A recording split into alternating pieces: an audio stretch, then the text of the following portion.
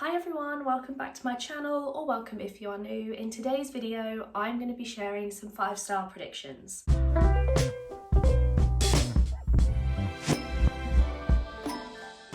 You'll have to excuse my voice. I am getting over COVID.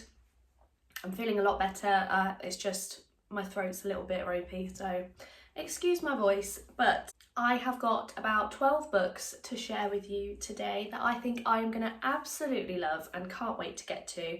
I think talking about them as well is going to make me want to pick them up even more.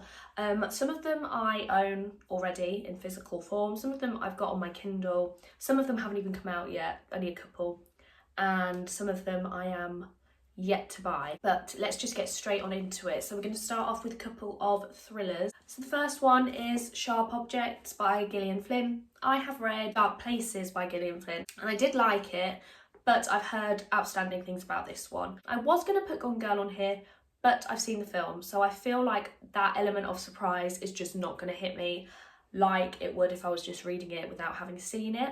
So instead we've gone for this because I know nothing about the plot of this one. Just heard that it is her best from a lot of people. A lot of people have the opinion that this is her best work. So I'm really excited to get to this one.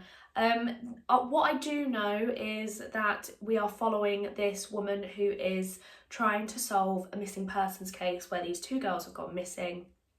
And I am assuming that it's going to be a shocker because so many people love it and so many people say it is her best work. So yeah, absolutely cannot wait to get to this one, and I will be doing so very soon.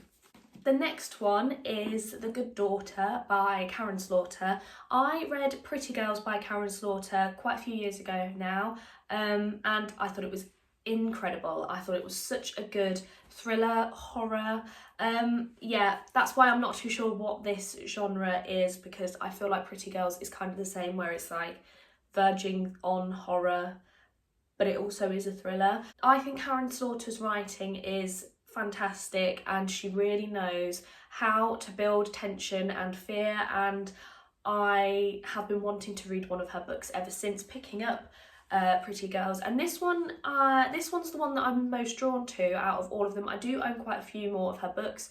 This one is another standalone, so that's probably why I am more drawn to it. I think this one's going to be absolutely brilliant. This one follows this family who a crime is committed in their family home 20 something years ago, and we are now in the present day, and one of the sisters has been keeping this secret for 28 years about this crime, and we don't know what that is. And so I think it sounds very, very intriguing, and if Pretty Girls is anything to go by, it's going to be absolutely outstanding. Changing the pace a little bit, we are going to go with a romance, and this one is one I'm so excited to read, and it is Things We Never Got Over by Lucy Score. I have seen mixed opinions on this one, but it is a beloved book on TikTok, so I'm hoping that the TikTok girlies have got it right with this one. I absolutely loved Forever Never by Lucy Score. I've spoken about it multiple times on this channel, so I know I love her writing. It's just whether I love this book, and I feel like I will. This one, I think it's kind of like a Grumpy Sunshine. He seems a little bit moody, a little bit grumpy, and I think it's going to be brilliant. Our main character also has to look after her niece. I think she has to take on her niece. So there's going to be some family drama as well as a hopefully outstanding romance, but we will have to see. Yeah, of all my romances, this is the one that I think I'm going to enjoy the most. This is the one that gives me the most 5-star vibes, so fingers crossed it pulls through and I end up absolutely loving it. So next we have got A Woman Is No Man by Itaf Rum, and this one is intriguing to me because we have got the dual timeline. So we follow a woman in 1991 and another woman in 2008. The one we're following in 2008 is the daughter of the woman that we're following in 1991. And the whole premise of this book, what I can gather, is that these women do not care for the husbands that have been selected for them by their family members. They're not interested. But the woman in 2008 does end up having to get married, and she's got this very overbearing mother-in-law who is then the overbearing grandmother of the one in 2008. So yeah, I feel like I'm going to really enjoy the family dynamics in here. I think enjoy is the wrong word, but they're going to be very interesting to say the least. I do really enjoy books about family relationships and difficult, turbulent family relationships. So I'm intrigued to see how this one goes, and I think I'm going to absolutely love it.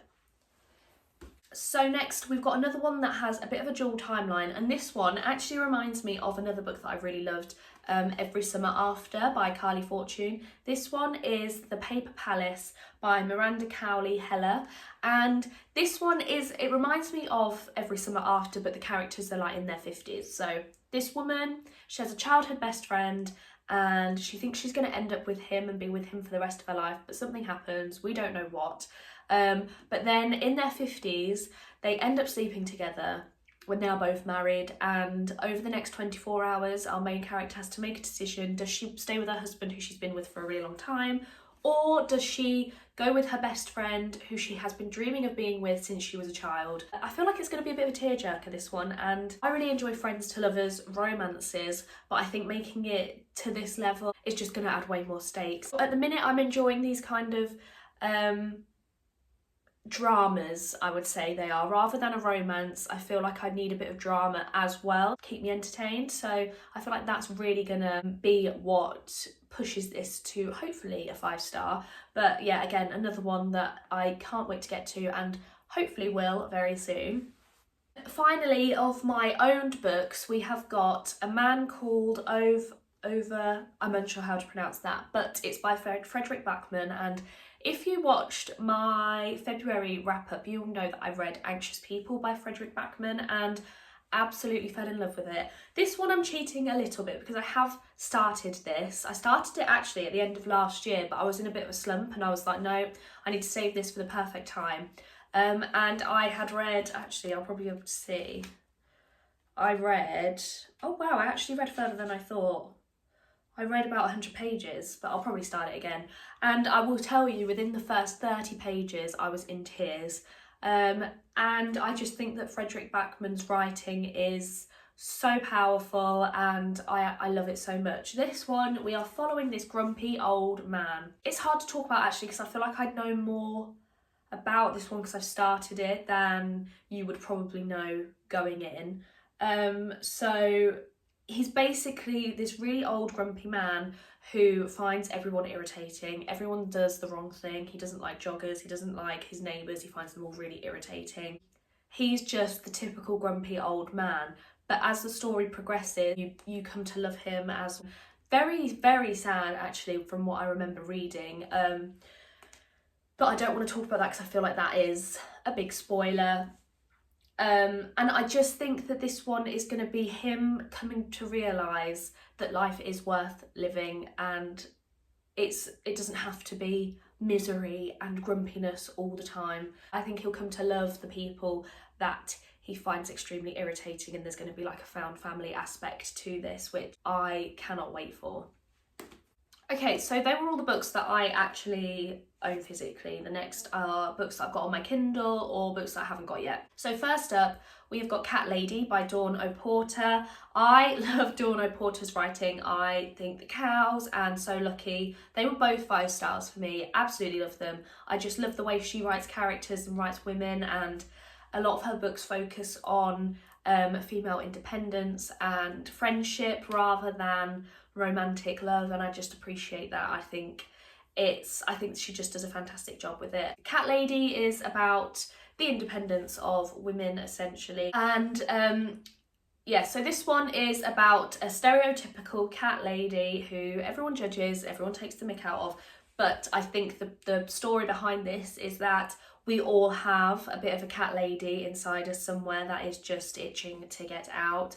I know this one's going to be about female friendship, and again, there's not much I know about this, but because it's Dawn O'Porter, I know I'm going to absolutely love it. I'm just waiting for it to come out in paperback, because that's one thing about me, is that I don't really like hardbacks. I don't like reading them. It's very rare that I will buy a hardback version of a book, I will always opt for the paperback if there is the option to. So yeah, I think this is going to be absolutely hilarious, and I think it's also probably going to make me cry because the other two have made me cry, and I don't even think they're intentionally meant to.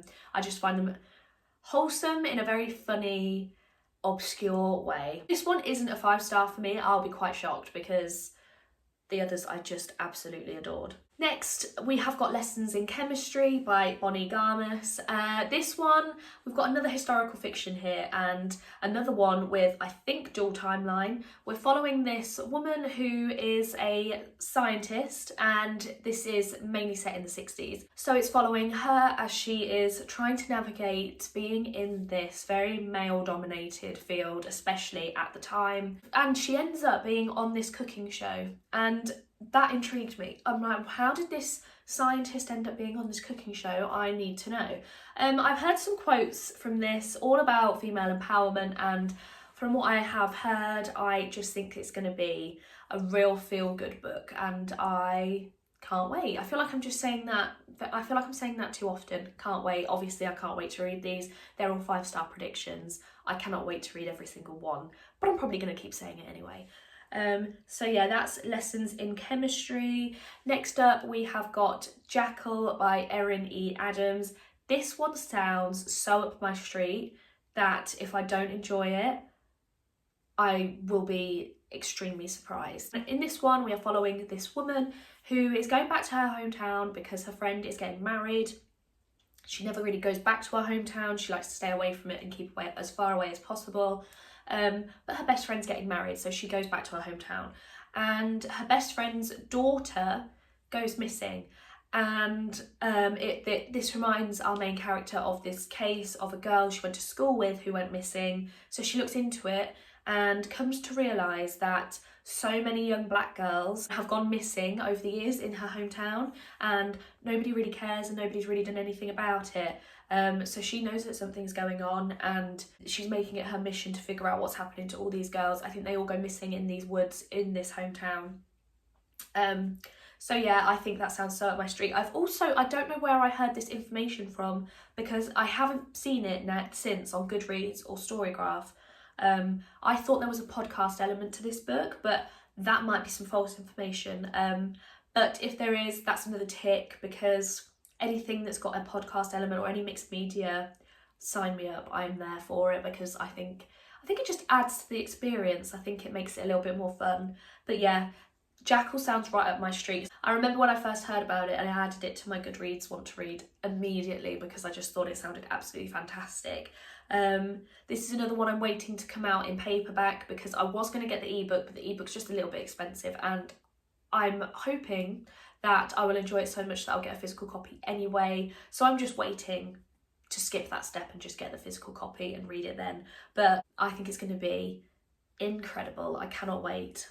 Next up, we've got a book that I do actually have on my Kindle, and it's one that I have been waiting to film this video for because I'm so convinced it's going to be a 5-star, and I want the gratification of looking back and being like, yeah, I was right. So I've been holding off reading it for that reason, and it's Utopia Avenue by David Mitchell. This one follows a band in the 60s, and that's pretty much all you need to know for the reason why I think it's going to be 5 stars because anything set in the 60s or 70s I absolutely fall in love with. I love historical fiction, and I love historical fiction set in that time period, especially following a band, and I just think I'm going to absolutely adore it. So we're following this band in the 60s and all the goings on there, and I've heard people say this is a better Daisy Jones and the Six. Now, I love Daisy Jones and the Six, but a better version, it can only be a 5-star, and it can only be a favourite book of mine, so I cannot wait. This is probably going to be the one that I read the soonest because I have just been anticipating reading it so much. It's been on my Kindle for ages. It is over 500 pages, which does make me a little bit wary, but I'm hoping I love it so much that I just fly through it, and let's keep our fingers crossed. Sorry, I just had a coughing fit. I'm dying here. Finally, we have got 2 books. Now, I don't really keep an eye on the upcoming releases unless I see them all over Goodreads or all over TikTok, or like they have to be pushed into my face. I don't actively go out and look for upcoming releases, but there are 2 that are coming out this year that I absolutely cannot wait for. The first one I feel like is an obvious one because I think everyone's excited for it, and it's Happy Place by Emily Henry. I feel like Emily Henry's writing is just my kind of thing. I just love it. I feel like if you haven't read many romances, Emily Henry's books are a really good place to go because they don't feel like typical romances. They do have that like literary fiction-esque kind of style to them, and it's kind of like what I was saying earlier, that I feel like I need a bit more drama in my romances for me to absolutely love them. I can still really enjoy a romance and then not be all that extra drama, but I just enjoy a little bit of extra drama. What can I say? Happy Place by Emily Henry. I feel like each Emily Henry book I have enjoyed more than the last. So Beach Read I gave 4 stars, People We Meet on Vacation and Book Lovers I gave 5 stars, but I enjoyed Book Lovers more than People We Meet on Vacation, and then I'm hoping that I enjoy Happy Place even more than Book Lovers. So this one, to be honest, I don't really know much about it. I just know that it's Emily Henry's new release and it was going on my wish list. So I do know that this one, there is a heavy emphasis on grief and people don't really consider it to be a romance. Now that doesn't bother me. I still feel like I'm going to absolutely love it. And I kind of go to Emily Henry's books expecting there to be a little bit of sadness in there. They're not going to be these like happy romances, happy summer romances. The cover would lead you to believe otherwise. I've read enough of Emily Henry's work to know that it's not going to be the case. So yeah, absolutely cannot wait. And the last book that I'm going to share with you is one that I think is my most anticipated book of the year because the author is one of my absolute favourites. And the book is Family Law by Elizabeth Acevedo. This is Elizabeth Acevedo's first adult fiction novel, and I absolutely adore her YA books. I've not rated anything that she's written below 4 stars.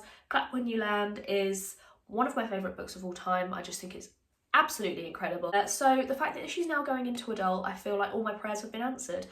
This book is following this family, and in this family there's this woman who can sense when people are going to die, and she decides to have this live-in wake, and her family don't know whether it's her that's dying or one of the others.